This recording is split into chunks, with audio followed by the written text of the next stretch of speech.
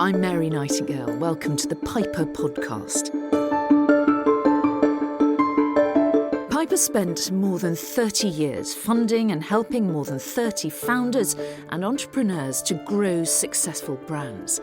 Quite a number of them in the hospitality industry, including Picture and Piano, Turtle Bay and Be at One.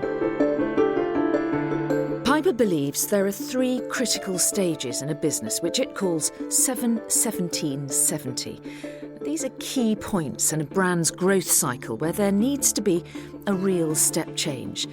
Perhaps in turnover from 7 million through 17 million and then 70 million pounds, or perhaps specifically in hospitality in the number of sites, 7-17-70. During these podcasts, I'm going to be talking to some of the UK's most dynamic founders and entrepreneurs about the secrets of their success and how to avoid the pitfalls along that 7-17-70 journey. Today, I'm with Alex Reilley, co-founder, along with friends Jake Bishop and Dave Reed, of the café-bar chain Loungers. After years working in the restaurant and bar trade, in 2002, they decided it was time to go it alone. Their motivation apparently was simple, and they say very selfish. They wanted somewhere to drink themselves. Welcome, Alex. So what were you looking for then that didn't exist already?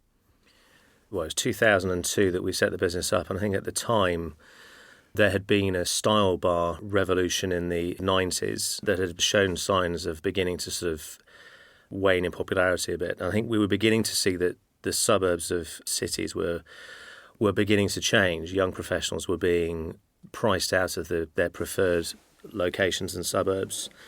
And as a consequence, suburbs that had, I guess, historically been seen as sort of second rate or had been overlooked by people wanting to get off the property ladder was suddenly becoming desirable and popular, and people banded around words like gentrification and it was something that obviously started in London, but I think very rapidly spread to other cities in the UK. And we were based in Bristol, and I think having worked in the restaurant trade all of our professional lives, we'd harboured ambition and desire possibly to open something on our own at some stage.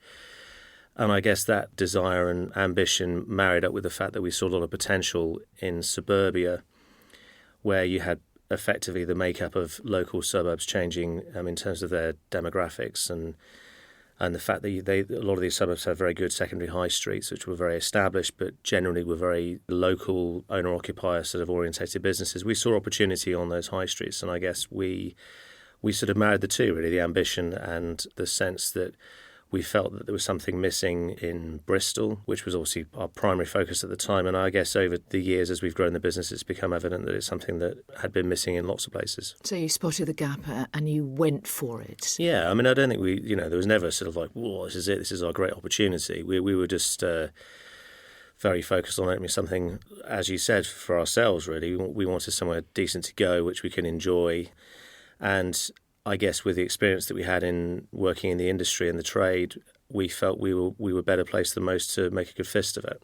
Well, in terms of the 7-17-70 journey, you are already, aren't you, well beyond 70 sites. What about turnover? Where are you on that? It's an ever-moving feast as we grow the business, but I guess if you press pause today, our turnover would be about £125 million a year. It's extraordinary growth, isn't it? Still going strong. It's. I think we almost don't allow ourselves to sort of think too much about it, because it's clearly moved the dial significantly from where we started, when our aspirations were to turn over £4,500 a week. So don't look down, in other words. Just don't look down. Don't look back. It's phenomenal growth. We're going to talk about some of the challenges of growing so fast, and in particular the challenges of getting to 70 and beyond in a little bit. But to what extent does it still resemble that, what you call a very little idea? There's still a lot of elements that are the same as they were 15 years ago, and that's, I think, part of the reason why the business is successful. We've very much remained very true to our roots with regards to the original intentions of what we were looking to achieve. And I guess, we're constantly telling the story. It sort of becomes a bit religious. We've got all these disciples now, all these people that work for us that are intrinsically fascinated about the journey and how it all started, and we call it getting on the bus of a sort of slightly wacky, slightly weird a not taking itself too seriously adventure, and I think that's really important. So the sense of being slightly reckless is still very much in the business, and I think, looking at what we do from a products and proposition perspective, it's still very, very similar to what we set out to be 15 years ago, only we're better at doing it now. It's still got all of the same lovely hallmarks, I think, that the business had when it first started, and made it from the offset a success story. Why did you originally decide to work in the hospitality industry? Academia, I think, it's fair to say, was not your thing, like a lot of entrepreneurs. Yeah. So why hospitality? I sort of fell into hospitality by accident, as I think a lot of people would have done. I was at a point where I had been fairly academic at school when I was up to the point of probably doing GCSEs, and then I began to turn off a bit, I think, from education. Went to sixth form college and went through the motions of doing A-levels. Got quite distracted by girls and drinking and enjoying myself, and decided to take a year out before, in theory, pursuing a stint at university, and wanted to sort of travel, so obviously needed to save some money to go and do that. And getting a job in a restaurant seemed like the sort of most logical thing to do, as a lot of people do, and landed my first proper job in a restaurant called The Case in Leicester, which is where I hail from. And I just suddenly thought, this is what I want to do. This is, when people talk about a career and they talk about having a passion for something, I now understand and get it, because I really enjoy this. And I sort of did that for about 9 months, and then went travelling in the summer of that particular year. So this is going back to 1994. Came back and went to university and just thought, what am I doing?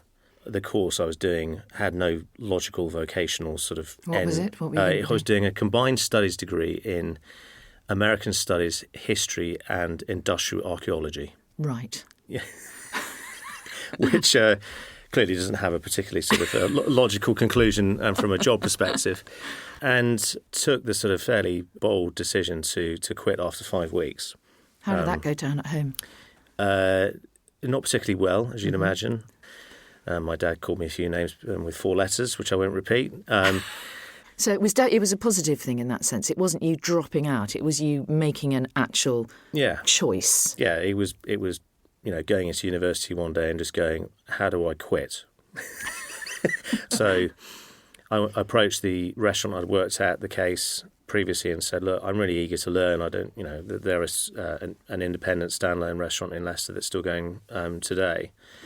I asked about whether there was any opportunities for me to, learn and potentially train in a sort of management structure type role. So you never saw yourself as a chef or anything? No. Did you No. wanted to run restaurants? Yeah, I mean, I had a sense I was good at it when, I was at the age of 19, people would say, is this your restaurant? Which clearly was a ridiculous notion, because I was 19 years old and it had been going for 3 years. But I guess I had a presence and an ability to work in a restaurant and to work the floor that people felt and sensed that I knew what I was doing, and I had a confidence about me. So it was always front of house that I really enjoyed. I enjoyed the theatre of it and enjoyed the challenge, but I was obviously hungry to learn, and I wanted to hone my skills, learn more about food, more about wine, more about the administration of the business. And I guess that sort of hunger and sense of wanting to learn meant that I was very focused on improving myself and improving my understanding and ability within the industry. David, who still owns and runs The Case, he came with a sort of slightly different perspective on things. So one of the things which drives everybody at Lounge is the distraction, which I picked up from him, and I'm a great believer in, is the real sense of attention to detail. So, if there's a crack in the toilet seat, you would have to, bust a gut to make sure that toilet seat was replaced before any customer was likely to see that they'd been damaged in the first place. And I think having that obsessive attention to detail is something that I still have, and we've instilled in Loungers as best possible.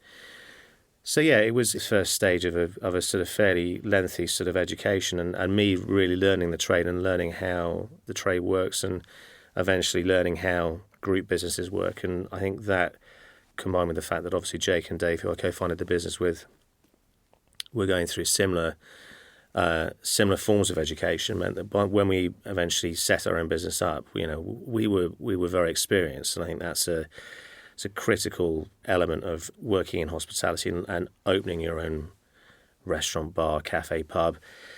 Lots of people do it and have no idea what they're doing, because they think it's something they can just very easily turn their hand to, and it's a very, very hard industry to work in, and it's a very easy industry to lose lots of money in.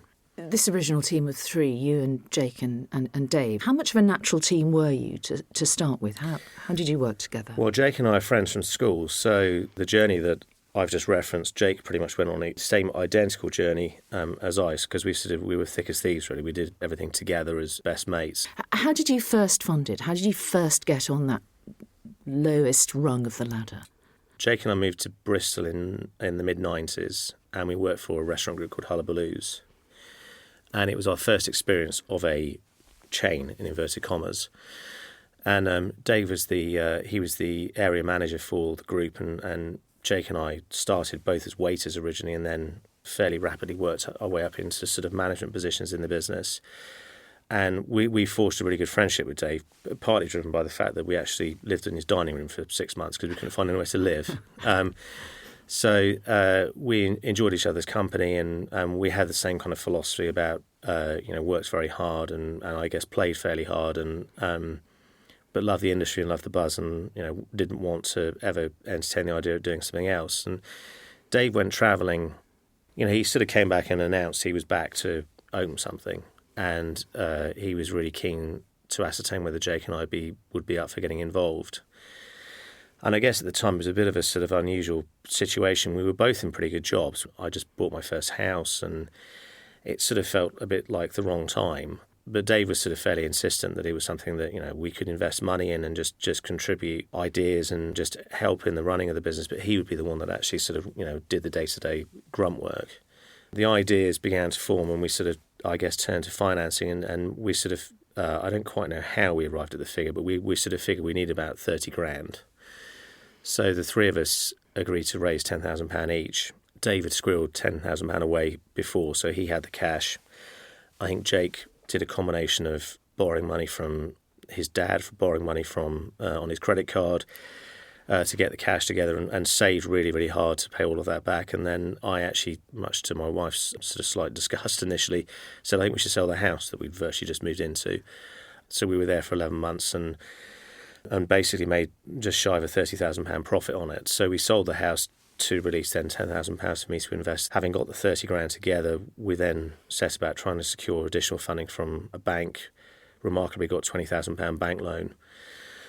And without really having sort of sat down and, I guess, crunched proper numbers, we sort of figured that was hopefully going to be enough. It looked quite a lot. It felt like a lot of money. That was the only money that the three of us put into the business. No additional funds went in from that point onwards. Really? So right from the start, it started to turn over and, if not fly, then look after itself. Our sort of instinct was that it was something that we wanted, so surely there'd be other people that would think the same. And I guess we perhaps underestimated how many other people thought that what we'd opened was really good. The first site, which only had 10 tables, was very, very small. It's still there today, but we've actually increased it in size threefold. We then were sort of quite opportunistic because we were given the opportunity to open a second site within a matter of months, and we took that opportunity, which was a great move because actually it was a bigger site, therefore had more capacity, therefore it was able to turn over more money. And I guess that second site was where we really began to sort of hone what we were doing, deal with the challenges of doubling the size of the business, which I think is the only logical time you're ever going to do that. But actually realised that we had something that worked in, obviously, more than just one location. And that actually, we learned that slightly bigger sites were a more logical thing for us to do. And suddenly you start to think, blimey, we're actually making some really good money here. So you got that sense that you were really onto something. To bring you to this 717 motif that we're discussing here, how quickly were you able to get to that first milestone of 7 units?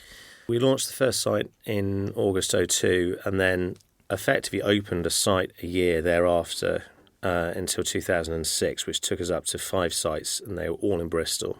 We got to 2007 and thought, right, okay, is this just a Bristol thing or can it work elsewhere? So we opened not just our first sites outside of Bristol, but we opened 2 sites in a year for the first time. So we opened in Bath in the July, and then we opened in Cardiff in the September. And encouragingly, it was evident it wasn't just a Bristol thing, it worked elsewhere.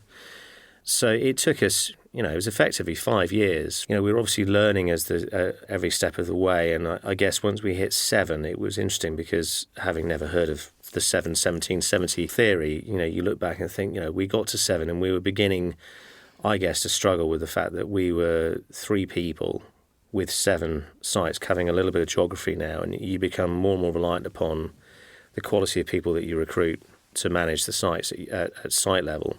So you have to let go a little bit for the first time. But you can't, because it's not in your nature. And also you can't let go because there's no one really to let go to. So I guess it became evident that the central structure that the business didn't have at all was really lacking. And we needed to start thinking about how we had people in place to really help run the business as it currently was, but also with an eye of the fact we're going to do more and more of these sites. So you were always looking ahead. You had a sense that you were on a journey. We were always very forward-thinking with regards to let's open more sites. It's a very easy trap to fall into. You open a site, and the next thing you focus on is the next site, and you don't pay the necessary attention to, well, hang on, what about the fact we've opened this site and it's not opened particularly well, and we obviously got recruitment a little bit wrong, and we've lost a head chef, and the customers are not getting the experience that they should be.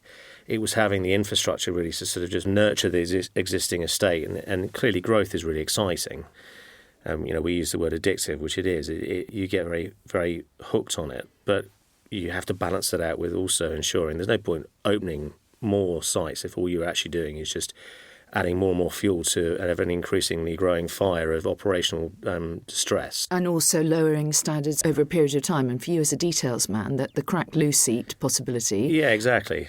...was presumably a bit of a worry, was it? And you start to realise that there's no sense of consistency. There were no, everything that was communicated in terms of standards and what we wanted to achieve as a business was very much verbal. It was all passed down and none of it was in writing. And it's when you realise, I guess, that you've got something on your hands which is quite volatile, and you sort of start to, I guess, probably have, I'd say 7 is the most sleepless nights, where you begin to realise that actually you're probably not as good as you think you are. Then in 2008, the recession came. That must have been a horrible shock, was it?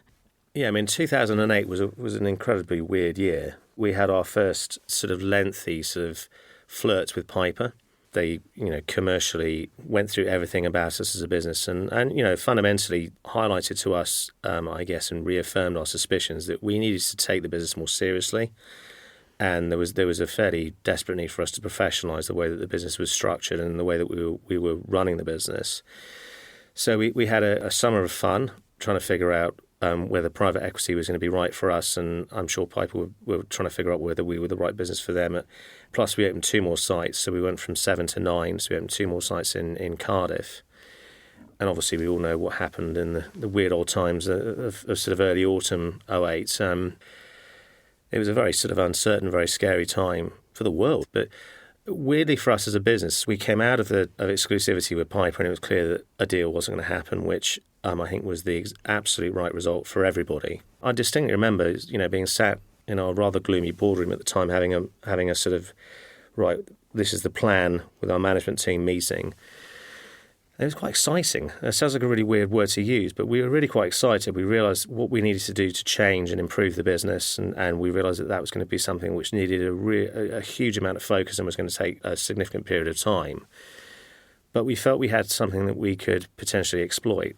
So in 2009, we set about this huge process of reviewing everything that we did. So you sort of professionalised, grew up a bit. Massively, in yeah. a way. And continued to open sites. We opened 2 further sites in 2009, and then in 2010 we opened 5. So we were one of the few businesses that in our sector that continues to grow and actually sees the opportunity a bit. But you still wanted to do the big grow. You still felt that you wanted to have a private equity input. And in 2012, you and Piper came back together again, and it worked out. So talk to me about that process. The regret we had was that we'd forged a really good relationship with everybody in Piper, really, but specifically with Crispin and Peter, who had been identified as our sort of non-exec directors, and also in Crispin as chairman. I guess the regret at that point was, it's a bit of a shame we're not going to get to work with each other. But, Piper were very good at staying in contact, so we would often meet up for lunch, generally in a new site we'd opened, so I could rub the face in it a bit. They played a good hand. They kept in good contact. They'd share snippets of intel if it was appropriate. And we liked them. The more houses we met, the more we kept on going back to the fact that, actually we were measuring them against Piper. So I think when 2012 came around and we were in the market to do a private equity deal because Dave wanted to exit and sell his stake, we sort of spoke to other houses and we tested the market a bit more. But once Piper knocked the door, it was an easy decision for all of us, I think. I know you've said in the past that lots of people see their private equity backers as overlords or masters. Obviously, our experience of private equity is very different to that. And I think, the sense of misconception and stereotyping of private equity is a big issue, actually. I mean, I remember when we did the deal with Piper, actually, I bumped into another restaurant operator who introduced me to his chairman, and he said, "You're the lot that just sold your soul to the devil." And I was sort of like, God, if you think that way, it's a pretty depressing world with regards to how people perceive private equity. And for us with Piper, we always had a sense that it was a partnership. We invited Piper in to contribute and share the success of the business because we felt that they brought a different point of view and a very thought-through point of view to the table, which would make our business better. When it became sort of evident that they were very interested, it was a very quick process. I think from that initial meeting, which would have been in sort of late January of 2012, we concluded a deal by early April. Wow! It was a bit of a whirlwind, but it was good because obviously Piper had already invested. They'd gone the whole 9 yards with really understanding about the business back in 2008, and obviously kept a very good watching brief in the period between. It did, though, bring about changes to the business, didn't it? Not least of which was one of the original three, Dave, exiting, and you got a chairman for the first time. So describe what impact that had and how it changed the sense of who you are and how you worked. Yeah, I guess Dave leaving was when he initially announced to Jake and I he sort of would like the bus to stop and for him to get off at some stage. We were obviously initially quite shocked and a bit sort of confused, but he had a sense of what he wanted to do. We probably, as in Jake and I, probably realised, and I think probably part of what drove Dave's decision as well, was that he'd realised that actually the business was getting to a size where he didn't feel necessarily he fitted anymore. It was big and it was getting bigger, and with that were the operational and the step changes that the business needed to go through in order to cope with that. I don't think Dave has any regrets. And, I think we also had a period of time where we could adjust the business to plan for life without Dave. And then with regards to us getting a chairman, it was, for me as managing director at the time, it was wonderful because obviously when you're running a business sitting at the top of the business, other than your wife when you get home of an evening, you have no one really to share your thoughts with and the things that keep you awake and the concerns you might have about the business or about people within the business. Do you lose sleep over the business? You're a worrier. No, I think I am. I don't worry, because if you're worrying, it's because there's a problem, and I don't do problems, I do solutions. I think as a business, we've always risen to the challenge of that. But having Crispin as chairman was great because I could have someone I could bounce those ideas off and share those concerns with. One of his brilliant notions is this whole sense of back from the future. Not back to the future. He hates it when you call it back to the future, back from the future, because he taught us that actually you need to know where you want to be in 5 years' time. And then you need to figure out how you're going to get there. So you sort of decide what the target is, what the ultimate goal is, and then you then work back in a sort of logical, chronological way so that you can then really plot the course correctly, and also then effectively measure how you're progressing as you reach these milestones, as you get closer towards your target. And his mantra was, if you don't do those things, you won't get 3/4 of the way there. Well, now you are chairman of Loungers. How have you adapted your style to embrace that role?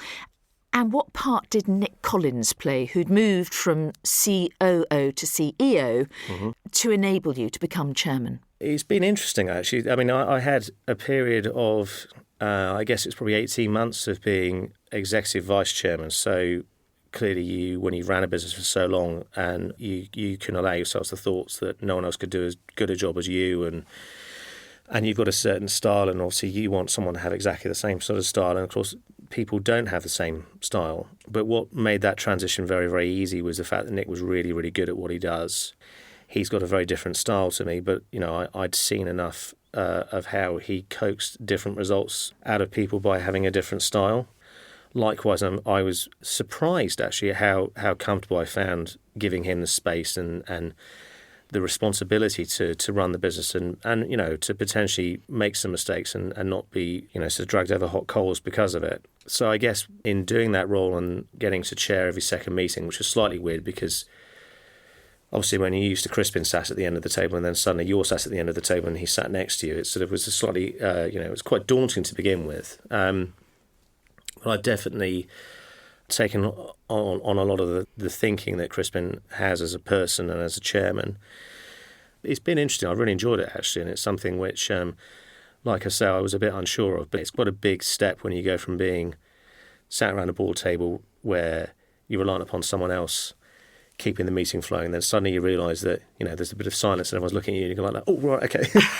You are the grown-up in the room. I'm the one that's supposed to be keeping this going. But no, it's good fun. You're listening to the Piper podcast with me, Mary Nightingale. I'm talking to Alex Reilley, co-founder of the café-bar chain Loungers. So, Alex, as you progressed from 17 to 70, that next crucial stage, what were the most important things that you had to put in place, changes you had to make? I think the biggest challenge that the business went through was dealing with the scale. One of the things that we kept on being told by lots of people was that, as you get bigger, you're going to have to, you won't be able to do that anymore, and you have to compromise that. And we couldn't understand why there was this whole sense of the fact that we had to start dumbing everything down because it was all getting too big. So I think trying to conceptualise that and really protect what made the business special was really important. And the culture of the business has always been something which I think is quite unique. It was clearly going to be a challenge for us, but we've never been one to shy away from a challenge. And I guess the starting point for that was really trying to conceptualise what we are as a business and what made us different and what made and makes working for Loungers a different experience to working for one of our competitors. And Crispin sort of got us round to sort of talking about and trying to conceptualise what he called the cause. It's all very Game of Thrones, really. It's sort of, you're lined up on the battlefield and you're outnumbered 2-1 and you need to be reminded sometimes why you're doing it, why people want to work for the business and why they want to be part of the journey. And I guess what the cause does for us is it conceptualises, I think, what we do as a business and why people work for us and why we're a bit different. And then we enhance that with lots and lots of very specific investments in training to make sure that the people that are running the sites really understand the business and are given the necessary tools and ability to sort of develop personally. And one of the other things that we developed was very much born out of our Christmas staff parties, which used to be in January, because obviously you're always pretty busy in December. Caterers know how to party when they get given the opportunity. When we realised we couldn't do that under the same roof, we were sort of felt, this is, what's this going to look like? We end up going to have, a variety of different staff parties all over the country, and it all felt as if it was part of that cultural erosion. So we sort of very tongue-in-cheek, it was suggested we should have a festival, which we all sort of laughed about. Then I actually thought, well, shit, that's why not? So we launched Lounge Fest. We basically closed the entire business down for a day and bus all of our employees in from all over the country to what is now a field in Wiltshire, just outside Malmesbury, and put on this massive festival for them, which we obviously didn't have in January because the weather's not very good. It's now in June, but this year will be sort of 2,200, 2,300 sort of odd people. Basically a day in a field, free bar, free food, bands and dodgems and Ferris wheels and all sorts of stuff. And it's actually culturally that's been a huge addition to the business. I think it just helps to demonstrate to ourselves, if not anybody else, that actually, there are different ways of doing things. Just because a business is successful doesn't mean that you have to work any less hard at it.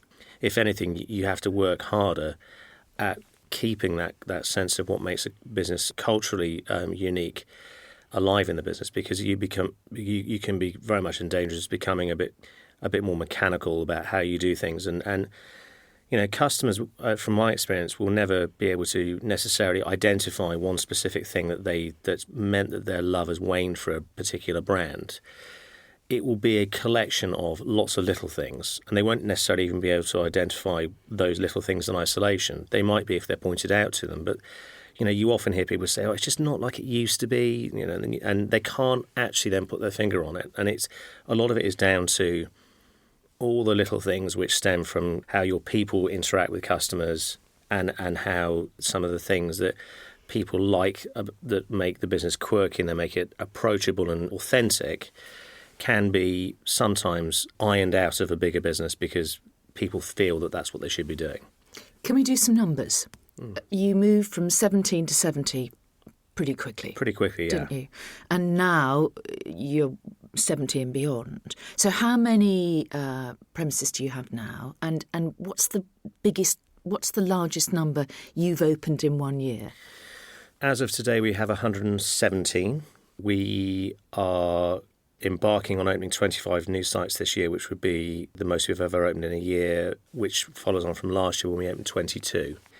Obviously, it's one every 2 weeks. It's a lot. We are, in effect, recruiting 30 new people every 2 weeks into the business. And obviously, as the business geographically stretches and expands, we're recruiting more and more people that maybe have never used a lounge and not familiar necessarily with what we do.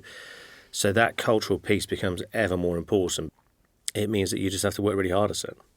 How do you manage to stay so close to the business when it does grow at this extraordinary rate, when the numbers are...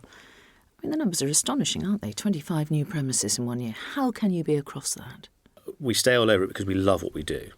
And I think you have to love what you do to have that sort of that drive and that obsession to be all over the detail and really immerse yourself in as much of the business as you possibly can. You also have to swell the ranks full of really, really good people who share the vision. You've got to trust and believe in the people that you've got doing certain roles that can be quite important from a decision-making perspective, because at the end of the day, you've recruited them to do that in the first place, and you need to give them that sense of empowerment to make them feel as if actually they're making a difference. Who are Loungers people? Who do you employ? What is the perfect Loungers employee? Interestingly, the challenge that I often lay down to general managers, and it's a question I'll often ask, is, has anyone ever said to you, is this your business? Because I think that's a measure of somebody who's just got it nailed. They've got the confidence, they've got the control, they've got the persona, they've got the sense of ownership that would draw someone to, not feel stupid at asking that question. And then in terms of people that work for the business, as we sort of progress up the ranks, a lot of the people in operation management positions within the business have been, at site level. Some have enjoyed meteoric rise. We've got one guy who's been working us for 14 years who started washing pots. He's now an ops chef, so he looks after effectively 7 kitchens and has been with us for that whole journey. And, he's always a good barometer about how we're doing. We want people that, that love hospitality, that they understand the difference between hospitality and service. It's one of the biggest bugbears I have about people talk about service, and service to me is a function. It's a given. You get service out of a vending machine. You put money in, you press the button, and it spits out a can of Coke. That's a service, and we never ever want to provide a service. It's about hospitality. The clue is very much in the name. It's about looking after people. I'm fascinated by the contrast between the image of the Lounges, sort of amiable, chaos, eclectic, 70s wallpaper, photos of Dave's grandpa. Mm-hmm. Everywhere, and you describe, you say, in a word, they're potty, and you describe yourselves as some oldish blokes chuntering on for ages. It's kind of charming, but it's not like that at all, is it? It's a real well-oiled machine. Yeah, it's the business is everything that you just talked about and more. We've got an incredibly eclectic bunch of people that have worked very hard to keep that sense of being unique and different, and as you say, slightly potty. We keep that very much alive in the business, but clearly you can't build a business of the scale that we enjoy currently, and obviously the ambitions that we have going into the future, without having to have a sort of fairly well-oiled machine behind the scenes. We often talk about it being, a bit sort of Wizard of Oz sort of esque, in that, Dorothy gets to see the wizard and appears behind the curtains and is dismayed to see this machine behind it. Clearly, Loungers has got a very cuddly, squishy facade, and people love what we do, but we work very, very hard to ensure that people that feel that are feeling it because it should be felt. It's genuine and it's authentic. But within that, you obviously have to have very, very strong business discipline and have a real sense of what you need to do to make the business enjoy success and to be a business that warrants growing further and opening on more high streets. When you look further ahead, is there peak lounges at any point? Is there a number at which you think you will have reached saturation? Or is it infinite? Clearly, within the UK, we will, I would have thought, have limits eventually, but we're really scraping the surface, we believe, at the moment. We feel that there's opportunity for at least 500 sites within the UK. So we're just over 20% of the way through that. And I think the interesting thing is that, 5 years ago, that number was probably more like 300, maybe 350.